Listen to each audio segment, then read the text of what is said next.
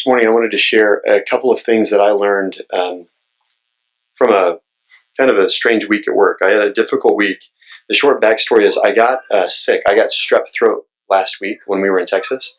And so I came home and I thought I was better, but I wasn't. So I ended up being sick for a few days and missing work. And this week of work is a particularly hard one. It's the first week of class. So for the last 5 years, it's been a pretty challenging week of work because we do a big workshop that's goes all day Friday through maybe 10 p.m. Friday night, and then all day Saturday through late on Saturday. And I kind of always dread it. And so part of me was really happy I was sick because I didn't really want to, spend that much time working on the weekend. I'd obviously prefer to be with my family. But so anyway, I was sick and I started kind of getting better towards the end of the week. And the question kind of came to my mind, should I go back to work? Like everybody at work thinks I'm sick. And it'd be really nice if I didn't have to go do that workshop. Maybe I should just stay home. And I don't want to get anybody else sick. Like those thoughts are kind of coming in my mind. You've never been there, I'm sure. You've never been there. The laughter is because it's so abnormal, I know. And so anyway, I was having this back and forth in my mind. And there are a few things which I feel God spoke to me and convicted me of, which I want to share. So 3 quick lessons. One is I need to be very attentive to and troubled by having difficulty in prayer.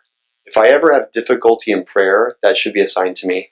And what I mean by that is one morning I was kind of getting better and I was praying in the morning and I was thinking about how I didn't want to go back to work. I was thinking about it and I was praying, my Father in heaven, I praise you. Your will be done. And I really felt in my spirit as I'm praying, just starting out my prayer, you don't mean that. You're holding back in your mind, you're premeditating, not holding up your responsibilities. And yet you're saying to God, your will be done on earth as it is in heaven. You don't mean that. And I found myself, it's like I hit a stop sign and I couldn't keep praying. And I just had to sit there and I started asking myself, Lord, do you want me to go to work? I really hope you don't want me to go to work. I felt very clearly, yes, you should go to work. And I thought, I really don't want to. And I've got a doctor's note and all these things. And then I finally said, okay, God, if you want me to go back to work, I can go back to work. Okay, I'll do it. I really don't want to, but I'll do it. And then immediately I felt in my spirit, I could say, your will be done on earth as it is in heaven. When I stopped holding on to my desire, but as long as I held on to my desire, my prayer was hindered. And so I feel it's important to notice, and that just taught me something. If any time I find that there's difficulty praying, I should examine, is there something which I'm holding back from God? If I'm holding something back from God, my prayers will be hindered. I was reading a biography of Hudson Taylor, and he talked about how one night he was in the home of a very poor Chinese family, and he was telling them how God is their father. And it's before he went to China. It's when he was still in the U.S. And he was telling this family that God is their father and he can be trusted with everything. And they said, brother, we have medical bills. Can you help us pay for them? And he said I don't know what the equivalent is in the shillings, but he basically had like a dime in his pocket.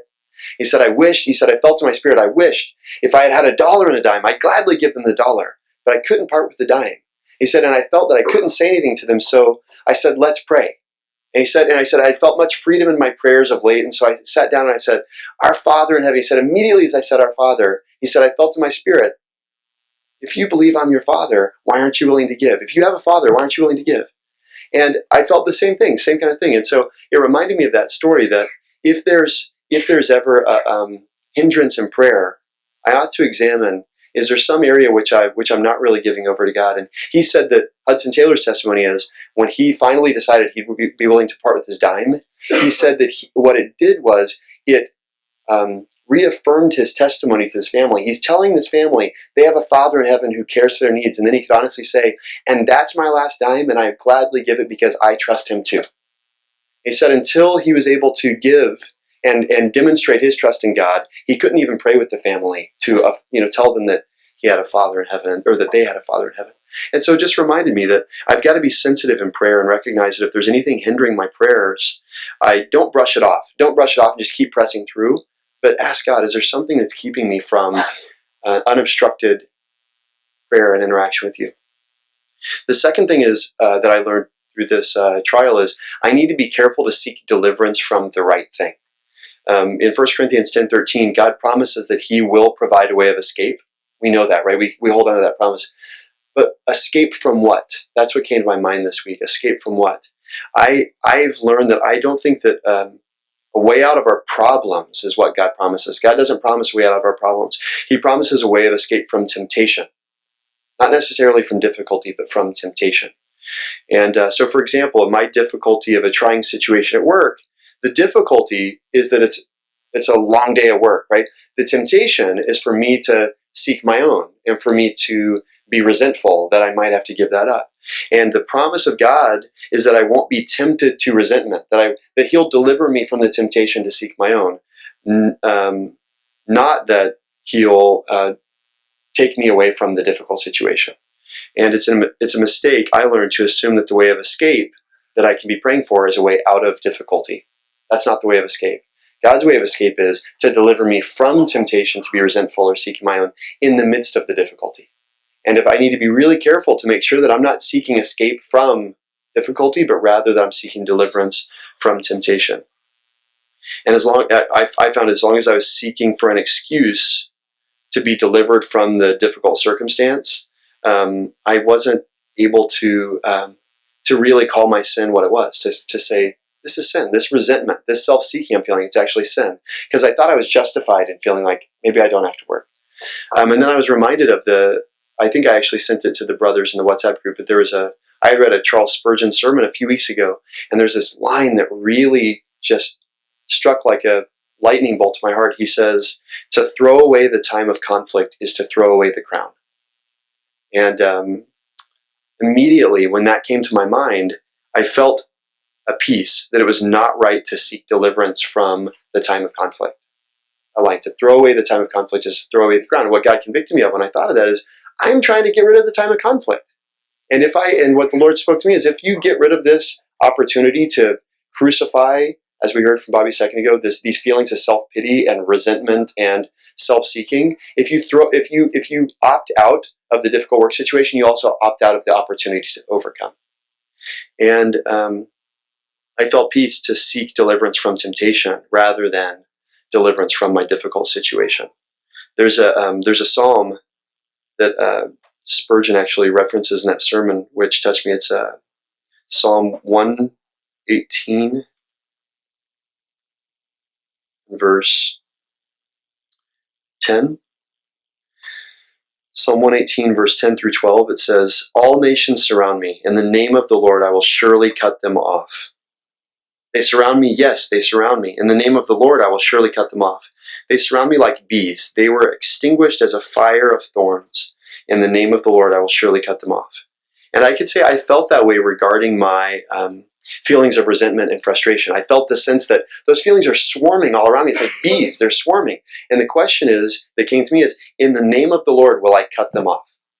Will I cut off all of those feelings in the name of the Lord, those feelings of self-pity? Even though they're swarming around me, that's not truth. And I can choose in the name of Jesus Christ to cut them off.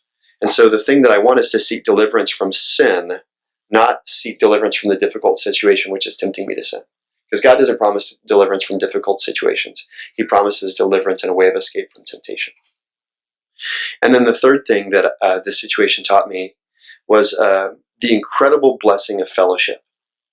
That, it's in Ecclesiastes, it says, woe to the one who falls and has no one there to pick him up. And I thought about this specifically in the context of my home and fellowship with my wife, with Michelle. I don't think there's an earthly gift as precious as another person with whom I can have unity, true unity and fellowship. I don't know of an earthly gift that's better than that. Fellowship in my home, when I'm most needy and vulnerable, when I can be most raw and honest, and one can pick me up when I'm falling down, when I'm tempted to despair, tempted to self-pity. I found that this week it was priceless. And I was reminded of how good and how powerful fellowship can be. Michelle actually sent me that Spurgeon quote. She reminded me of the thing that I told her a few weeks ago. I sent her a text saying, hey, I'm really tempted to be resentful right now because I really, it's 9:30. I'd really rather be home and all these people still want to talk. And she's wrote me back, to throw away the conflict is to throw away the crown.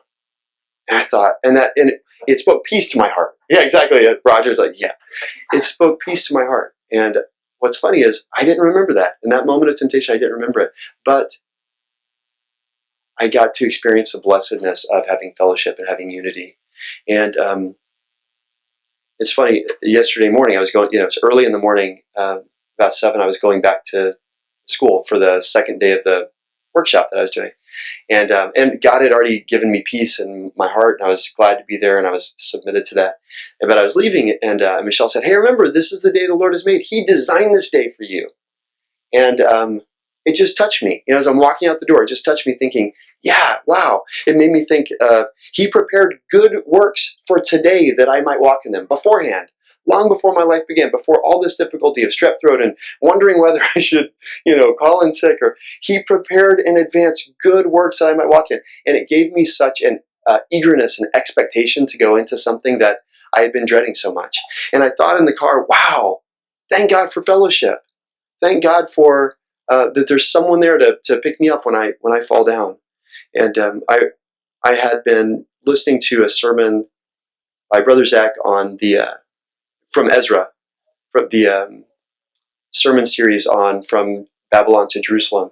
And one thing that he said is, if the Lord can find two brothers or brother and sister who can work together, the devil will be overcome. He was talking about how the prophets are working together, which called it encouraged those who were rebuilding the temple, and how the prophets were working together and how the priests were working together. And then he pointed to what Jesus said, where 2 or 3 are gathered and agree on anything. And he talked about that there's a symphony, not that they just agree on one thing, but you can't even distinguish one single note in the whole symphony when they have that kind of agreement, that they can bind and loose in the heavenly places. And he said, the devil will be overcome. Where there's unity, he cannot come between him. Satan can't come between them. Satan will be overcome. And I can say, honestly, my testimony is Satan was overcome in this situation in the last 36 hours in my life. He was overcome because there was unity and fellowship in my home. And it makes me want to be, I was thinking about that experience and so grateful for it that, in a sense, my wife was able to sustain a weary one with a word, as we've often talked about from Isaiah 50. She might know how to sustain the weary one with a word. And it made me think that I want to be better at being proactive about encouragement in my own home too. It's easy. It's sometimes easier to think about encouraging other people, like encouraging a brother you're meeting for coffee, or encouraging, someone at work, but our ministry should obviously start in the home. And the verse in Hebrews 10 that says, therefore, let us consider how to stimulate one another to love and good deeds. I thought this should especially be true of our fellowship that we experience in our homes. It's Hebrews 10, verse 24.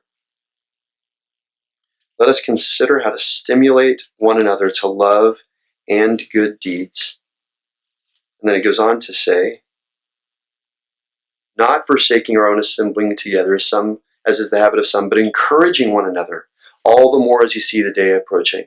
So don't be diligent even in my home, is what it spoke to me, to not forsake the opportunity afforded to me by having unity in my home. Don't ever forsake it, and be diligent. Let me consider how to stimulate my wife and people in my home to love and to good deeds.